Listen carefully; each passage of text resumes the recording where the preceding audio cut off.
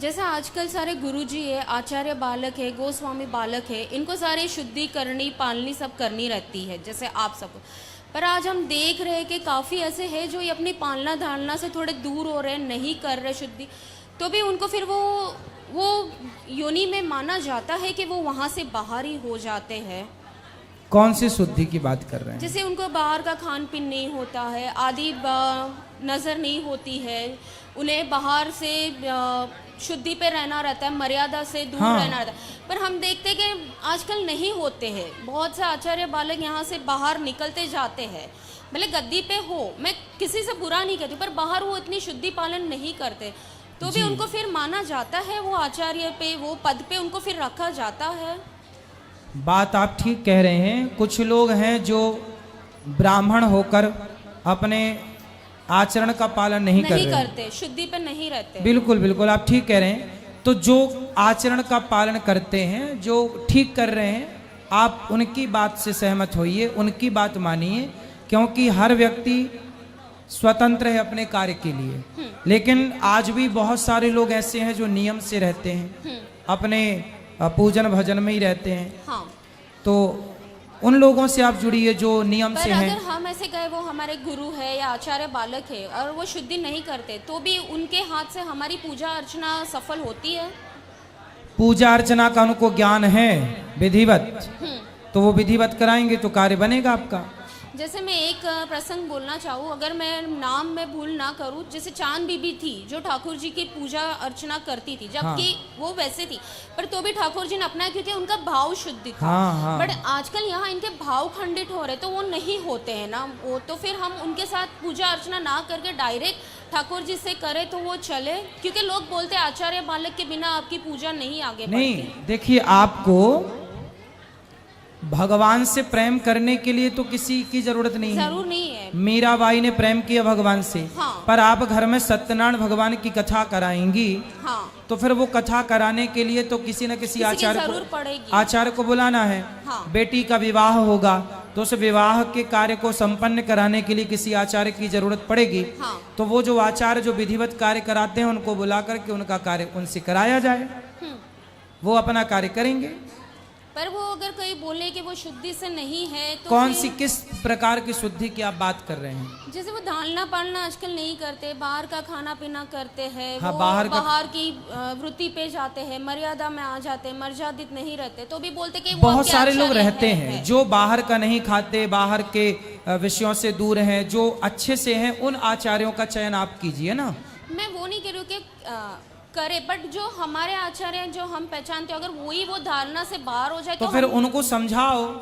वो बोलते आप दोष कर रहे हो, आपको उनको नहीं बोल सकते। जैसे गोस्वामी बालके है, हम बोलते अब जैसे वो लोग गुटखा खा रहे हैं, हाँ, तो आप बोल सकते हैं कि जी आप गुटखा खा रहे हैं, कैसे? बाहर का होटल का भी खाना चालू कर दिया आजकल, तो बोल सकते, तो बोलते आप दोष कर रहे हो उनको बोल के। तो फिर आप, इसलिए कहता हूं कि हमारे यहाँ ब्राह्मण जो हैं वो पहले भिक्षा मांग करके अपना गुजारा करते थे, और ब्राह्मण का एक ही काम था, केवल पढ़ना और पढ़ाना। 6 कर्म ब्राह्मण को बताए हैं, यज्ञ करना, यज्ञ कराना, दान लेना, दान देना, पढ़ना पढ़ाना। तो ये जो कार्य हैं ब्राह्मण के, अब ब्राह्मण क्या हुआ कि अब भिक्षा मांगने जाए तो कोई भिक्षा नहीं दे। आजकल कोई सत्यनारायण भगवान की कथा नहीं कराते, आजकल कोई पूजा पाठ नहीं कराते, तो भाई पंडितों का भी अपना परिवार होता है, तो वो परिवार को पालने के लिए फिर नौकरियां करने लग गए। हाँ। और जब नौकरियां करने लग गए तो भाई आप तो पूजा कराओगे सत्यनारायण भगवान की महीने में एक बार या साल में एक बार, और दक्षिणा दोगे 1100 रुपया, तो उसे 1100 में तो उसका गुजारा होना नहीं है। इसलिए समाज में जब अच्छे लोगों की डिमांड खत्म हो गई तो फिर अच्छे लोग बनने खत्म हो गए। कि अब अच्छे क्यों बने, किसके लिए बने? वो उनकी मजबूरी हो गई। अब नौकरी करने जाएंगे तो दिन भर नौकरी करेंगे तो फिर वो चाट पकौड़ी खाएंगे, काम करेंगे सबकी तरह खाएंगे।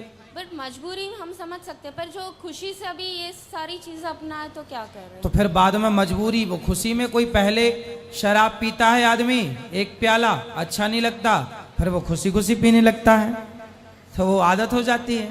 तो हम अगर डायरेक्ट ठाकुर जी से करें और हमें नहीं, भगवान से प्रेम करने में मना नहीं है। हाँ। आप तो प्रेम कीजिए, पर देखिए बेटी का जब विवाह होगा तो वो विधान कौन कराएगा? वो विधान कराने के लिए तो आचार्य चाहिए ना। हाँ। और सभी ऐसे नहीं है, आप ये मत सोचिए कि सब ऐसे हैं। नहीं, सब ऐसे नहीं है, पर अभी जो है वो भी बाहर होते जा रहे, वो मेरा बोलना है। बहुत सारे लोग, आज भी मैं ऐसे लोगों को जानता हूं जो 2-2 दिन भूखे रह जाते हैं पर किसी के हाथ का खाते नहीं है बाहर। ऐसे लोग भी हैं समाज में, पर अब ऐसे लोग कम हैं। अब ऐसे लोग, बात ये है ना, हमारे देश में देखिए हमारे पूज्य गुरु जी अभी भगवत धाम को चले गए। इतने विद्वान थे कि आप वृंदावन में जितने भी विद्वानों को जानते, जो बड़े बड़े नामी लोगों को, उनको पढ़ाया है हमारे गुरु जी ने। बहुत विद्वान थे, वेद हो, पुराण हो, उपनिषद हो, कुछ भी हो, कहीं से भी आप बात करिए वो बात करते थे, इतने विद्वान थे।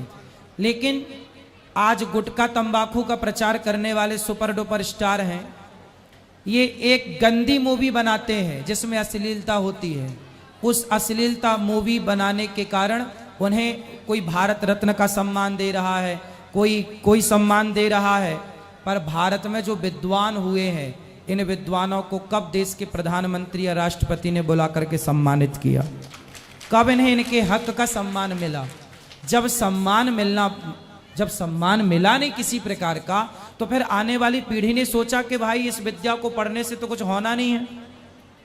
भाई धोती कुर्ता हम पहनते हैं देखो, लेकिन आज इस धोती कुर्ता पहनने वाले व्यक्ति, यदि मैं ही किसी के द्वार पर चला जाऊं कि भाई मैं भिक्षा मांग के अपना पेट भर लूं पर चोरी ना करूं, गलत काम ना करूं, तो फिर इस धोती को पहनकर, इस पहनावे को पहन के मैं किसी के घर भिक्षा मांगने चला जाऊं तो लोग कहेंगे कि कमा के खा नहीं सकते, भिक्षा मांगने आ गए। तो जब समाज ये कहेगी कि आप कमा के खा नहीं सकते, तो फिर ब्राह्मणों ने सोचा कि अच्छा भाई सुदामा जी भिक्षा मांगते थे। भाई ब्राह्मण पहले भारत के प्रत्येक बच्चे को निःशुल्क पढ़ाता था। पहले गुरुकुल होते थे ना, और गुरुकुलों में कोई फीस नहीं होती थी। आज भी गौरी गोपाल गुरुकुल में ये दास अनिरुद्ध 104 बच्चों को पढ़ाता है। विद्यार्थियों का पूरा व्यवस्थित रहना खाना फ्री है, एक भी रुपए उनके पेरेंट्स से, माँ बाप से नहीं लिए गए। आज भी वो परंपरा है। लेकिन ये बताओ कि उस समय पर जब बच्चों को पढ़ाने के लिए भिक्षा मांगी जाती थी, तो आज भी यदि कोई भिक्षा मांगे तो क्या समाज भिक्षा देने को तैयार है? नहीं। जब आप भिक्षा देने को तैयार नहीं है, तो फिर उनको लगा कि भाई इस धोती कुर्ता से तो गुजारा नहीं होगा, और वही बच्चा बच्ची तो पालना है, जीवन तो निकालना है। तो फिर ब्राह्मणों ने भी पैंट शर्ट पहन करके आप लोगों की तरह बाबू जीवन के कमाना शुरू कर दिया। और धीरे धीरे फिर वो चीजें जो परंपराएं थी, क्योंकि ज्ञान का मूल्य कोई नहीं समझ रहा है आज के युग में। बड़े बड़े विद्वानों को कोई पूछ नहीं रहा है, विद्वानों की विद्वत्ता धरी है, कोई नहीं उनका ग्राहक बनना चाह रहा है। तो फिर क्यों कोई पढ़ेगा? तो फिर वो ब्राह्मण के पद में रहे या वो हमारे तरह आम इंसान में आ जाए? वो तो अब है तो ब्राह्मण ही, लेकिन अब आप समाज में ये व्यवस्था आपको बनानी चाहिए। यदि ब्राह्मण आपको दिखे और यदि वो पढ़ना चाहे तो आप लोग उससे पढ़वाओ कि चलो हम सहायता करेंगे, आप पढ़ो, पढ़ लिख के वेद। हाँ, आप लोग को चाहिए कि उनको प्रेरणा दें, और उनको आप समाज में जिस चीज की इंजीनियरों की डिमांड हुई तो इंजीनियरिंग खूब की लोगों ने। भाई जिस चीज की डिमांड होगी वो ना पढ़ेगा आदमी। तो अब ब्राह्मणों की डिमांड है ही नहीं, तो ब्राह्मण बन के कोई आदमी अपने बच्चे को पंडित नहीं बना रहा है, वेद पुराण नहीं पढ़ा रहा है। तो वो वेद पुराण की परंपरा तो लुप्त अभी तो है, अभी तो फिर भी जिंदा है सब चीजें। 25, 50, 100 साल बाद देखिएगा हम तरसेंगे इस चीज की। पंडित जी केवल फोटो में नजर आएंगे फिर तो। राधे राधे गुरु। इसलिए जो है उनका सम्मान कीजिए, उनको ही अभी प्रमोट कीजिए कि भाई ठीक है। अभी उनमें ही दोष देखेंगे तो कहेंगे लो, है ना। जबकि ये बात सही है कि ब्राह्मणों को गुटखे का, तंबाकू का सेवन नहीं करना चाहिए, अपने आचार विचार को पवित्र रखना चाहिए, ये उनकी भी जिम्मेदारी है। और कुछ जिम्मेदारी आपकी है कि आप लोग भी उनको बताएं कि भाई आपके स्वरूप के हिसाब से, आपके हिसाब से चीजें शोभा गलत नहीं। हैं।